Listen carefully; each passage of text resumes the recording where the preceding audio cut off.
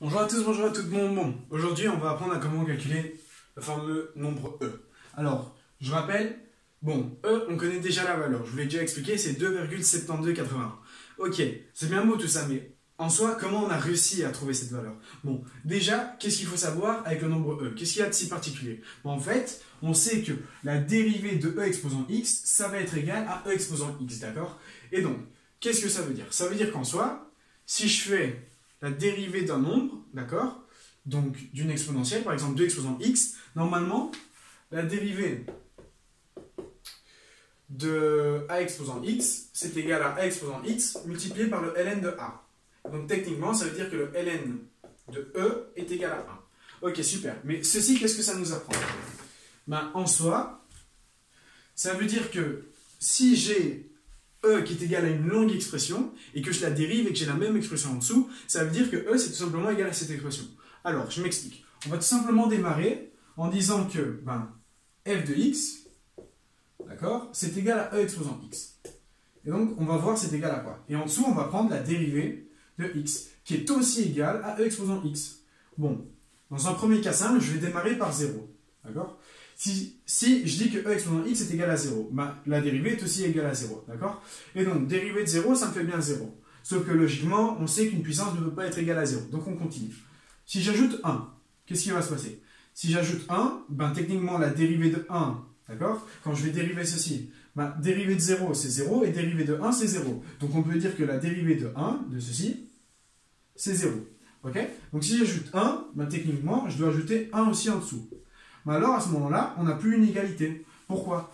Parce que si j'ai un 1 là-bas, ça veut dire qu'au-dessus, j'ai un nombre qui, quand je le dérive, ça va me donner 1. Et quel est ce nombre? Ce nombre, c'est tout simplement x. Quand je dérive x, je vais bien retomber sur 1. Et donc, j'ai bien, dans un premier temps, f de x qui est égal à E exposant x, et je dérive, et ça me fait bien tout ceci, d'accord? Sauf que je n'ai pas une égalité. Ici, j'ai 0 plus 1 plus x, et donc en dessous, j'ai 0 plus 1. Ce qu'il me faut, je vais tout simplement continuer et ajouter x. Okay? Si j'ajoute x, ça veut dire qu'au-dessus, il me faut une valeur que quand je la dérive, ça me fait x tout court, d'accord? Et donc, quelle est cette valeur? Je sais que quand je dérive x carré, ça me fait 2x. Du coup, si je dérive x carré demi, ça me fait bien x, d'accord? Et donc, la dérivée de x carré demi, c'est tout simplement x. Ok, super. Donc, on a trouvé une valeur qui, quand je la dérive, ça me fait x. Super, sauf que maintenant, j'ai plus une égalité, du coup, je dois encore ajouter x carré demi. Ok. Voilà, à ce moment-là, qu'est-ce qui va se passer? Bon, je vais déjà vous instruire une notion, c'est la notion du factoriel. N factoriel, d'accord? Par définition, c'est égal à quoi? C'est égal à n fois n-1 fois n-2, jusqu'à 1, d'accord? Donc, fois 2 fois 1. Ok, factoriel, facteur, d'accord? Et donc, c'est représenté par un point d'exclamation. Ok, pourquoi je fais tout ceci? Parce que maintenant, j'ai x carré sur 2, d'accord? Et donc, je vais essayer de trouver une valeur qui, quand je la dérive, ça me fait x carré sur 2. Si je fais x cube, quand je dérive, ça me fait 3x carré. Donc, moi, je veux x carré sur 2, d'accord? Donc, en fait, ce que je vais faire, c'est je vais diviser par 3. Si je divise par 3, mon 3 là, il tombe. Sauf que moi, je veux diviser par 2. Du coup, je dois encore diviser par 2. D'accord? Donc, en fait, quand je dérive x au cube divisé par 3 fois 2 fois 1, j'ai bien x carré sur 2. Et donc, si j'ajoute x cube sur... Et donc, c'est quoi 3 fois 2 fois 1? C'est 3 factoriel. D'accord? La dérivée de ceci, c'est bien x carré sur 2. Alors, qu'est-ce qu'on peut dire? 2, si je fais 2 factoriel, c'est 2 fois 1, du coup, c'est égal à 2. Donc, en soi, 2, on peut dire que c'est 2 factoriel. 2 factoriel. X, je peux dire qu'en fait, c'est x sur 1 factoriel. Car le factoriel de 1, c'est 1. Du coup, x divisé par 1 factoriel. Ok. Donc, si je récapitule, on a bien au-dessus une expression qui, quand je la dérive, me donne la même expression. Ok, mais en fait, il y a un décalage, parce qu'au-dessus, je vais toujours avoir un nombre plus avancé, qu'en dessous, je n'aurai pas. Donc, qu'est-ce qu'il suffit de faire? Il suffit de faire tendre tout ceci vers l'infini. Car si je fais tendre donc, le nombre de termes jusqu'à l'infini, en soi, le décalage, il n'aura pas lieu. Et donc, si j'ajoute x cube sur 3 factoriel, quelle est la valeur, d'accord, qui quand je la dérive me donne x cube sur 3 factoriel? Cette valeur, vous pouvez essayer, c'est x4, x exposant 4 sur 4 factoriel. Quand vous allez dériver x exposant 4 sur 4 factoriel, vous allez avoir x exposant 3 sur 3 factoriel. Donc là, je dois encore l'ajouter, et donc x4 sur 4 factoriel. De manière générale, si je dérive, d'accord, je vais dériver x exposant n sur n factoriel. Bon, qu'est-ce que ça va me donner? N factoriel, il est indépendant de x, d'accord? Quand je dérive, ici je dérive en fonction de x, du coup n factoriel, c'est comme si c'était une constante. Alors, si je dérive x exposant n, ça va me faire n fois x exposant n-1 divisé par n factoriel. Alors, n factoriel, on peut dire que c'est n fois le factoriel de n-1. Du coup, c'est égal à n fois le factoriel de n-1. C'est la définition du factoriel. Donc, factoriel de n, c'est n fois factoriel de n-1. Et donc, ici, n, j'ai qu'à remplacer n multiplié par factoriel de n-1. Les n se simplifient et j'ai que la dérivée de x exposant n sur n factoriel, c'est x exposant n-1 sur n-1 factoriel. Ok? Et donc, c'est bien ce qu'on va avoir tout le temps. Quand je vais dériver ceci, je vais bien avoir donc, la fonction précédente. Si je dérive ceci, vu que j'ai 4, donc n est égal à 4, la dérivée, je vais avoir 4 moins 1, et donc 3 sur 3 factoriel. Et donc, j'ai bien à chaque fois tout ceci.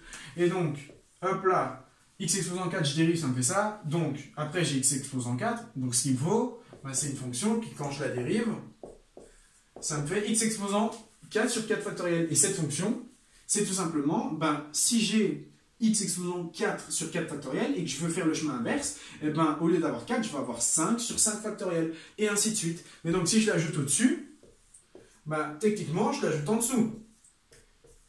Et ainsi de suite, jusqu'à l'infini, d'accord?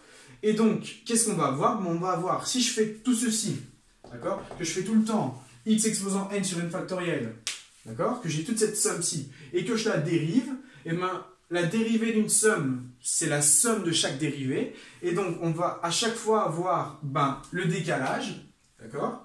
Donc, cette dérivée-ci, ça devient celle-ci, cette dérivée-là, hop, hop, hop, hop, hop. Et le décalage, on le perd où? On le perd ici en 1, parce que la dérivée de 1, c'est 0, et la dérivée de 0, c'est 0. Et donc, lorsqu'on fait tendre tous ces nombres vers l'infini, d'accord, on obtient une expression générale pour e exposant x. Et donc, qu'est-ce que ça va devenir? On va écrire ça sous la forme d'une somme. De manière générale, e exposant x, ce sera égal à la somme, où n est égal à 0 et qui va jusqu'à l'infini. On démarre bien en 0, on va jusqu'à l'infini. Et donc, le terme semblable à chaque fois, on remarque bien que c'est x exposant n sur n factoriel. D'accord? C'est bien ce qu'on a à chaque fois. On a bien x exposant n sur n factoriel, et ainsi de suite. Et donc, e exposant x, c'est tout simplement la somme de x exposant n sur n factoriel quand on démarre à 0 jusqu'à l'infini. Ok, mais à ce moment-là, vous allez me dire, ceci, ça me donne quoi? C'est x exposant 0 sur 0 factoriel. Ok, mais 0 factoriel, qu'est-ce que c'est? Et c'est là, à ce moment-là, que souvent les gens se trompent. Par définition, 1 factoriel, c'est 1 fois 0 factoriel, d'accord? C'est ce qu'on a ici. Et donc, 1 factoriel, c'est 1. Et donc, 1 fois combien est égal à 1? Donc, on a bien que 0 factoriel, c'est égal à 1. Et donc, le 0 factoriel, c'est égal à 1. Donc, x exposant 0 sur 0 factoriel, c'est mon petit 1, d'accord? Ici, le 0, je décide de le négliger, parce que si j'ai une somme, et donc dans cette somme au début j'ai 0, si j'enlève le 0, ça reste pareil. Ici, je l'ai bien ajouté pour que vous compreniez le décalage. Ok, et donc après, donc ça c'est quand n égale à 0. Quand n est égal à 1, j'ai x exposant 1 sur 1 factoriel, c'est bien ce qu'on a. Puis quand n est égal à 2, x exposant 2 sur 2 factoriel, et ainsi de suite, et ainsi de suite. Et c'est bien ce qu'on a, d'accord? Et bien évidemment, on doit faire tendre tout ceci vers l'infini. Comme ça, le décalage sera tout simplement négligeable et n'aura pas lieu. Et donc à ce moment-là, on obtient que e exposant x, c'est la somme de x exposant n sur n factoriel, d'accord? Quand n est égal à 0 et qu'on va jusqu'à l'infini. Car quand on dérive ceci, on a le même résultat.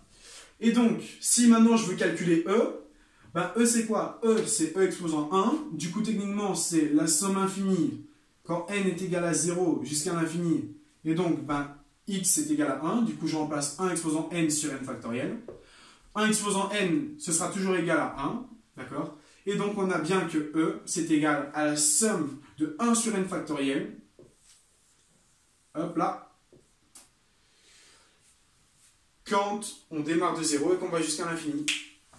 Ah, voilà, on a trouvé une définition de E. Et si on fait ça à la calculette ou par l'ordinateur, on obtient que E, c'est à peu près égal, on va l'écrire ici, à 2,7281. Et c'est comme ça qu'on a réussi à le définir. Parce que quand je dérive, j'ai le même nombre. Et c'est comme ça qu'on a réussi à trouver E. D'accord? En fait, ici, c'est plutôt une approche approximative. D'accord? Parce que techniquement, qui me dit que j'aurais dû commencer par 1? J'aurais pu commencer par 2, par 3. Enfin, tout ça, je l'expliquerai dans une autre vidéo. D'accord? Ici, mathématiquement, c'est vrai que ça semble pas très correct. Ok? Mais le résultat est là. D'accord? Et donc, E exposant x. D'accord? Ces deux définitions sont bien égales. Si j'ai E exposant x, j'ai en soi x exposant n sur n factoriel. D'accord? Tout ceci en somme quand on démarre à 0 jusqu'à l'infini. Voilà, voilà. Bon, j'espère que c'est compris. Je vous remercie de votre attention. Je trouve que c'est quelque chose d'assez cool, moi, surtout en mathématiques, d'avoir des sommes infinies comme ça, et donc d'avoir des factoriels. Au début, on se demande ce que c'est, parce que techniquement, vous regardez ça au premier abord, comprenez rien, d'accord? Et ben, tout ceci, on le définit à la base des dérivés. Et c'est à ça que les dérivés nous servent. On va voir que les dérivés, elles vont nous servir dans à peu près beaucoup de choses. Par exemple, la somme de l'inverse des carrés, d'accord? Donc ceci. Donc quand n est égal à 0 jusqu'à l'infini, techniquement, c'est égal à pi carré sur 6. Mais ok, mais vous vous dites comment ça se fait que pi au carré intervient là-dedans? Et bon, tout ceci, je consacrerai une autre vidéo, d'accord? Et vous allez voir qu'on va avoir besoin des dérivés. Ok? Voilà, voilà. Je vous remercie de votre attention. J'espère que vous avez compris, parce que c'est quand même bien, et j'aime bien quand les gens comprennent. Et je vous dis à très bientôt pour une nouvelle vidéo.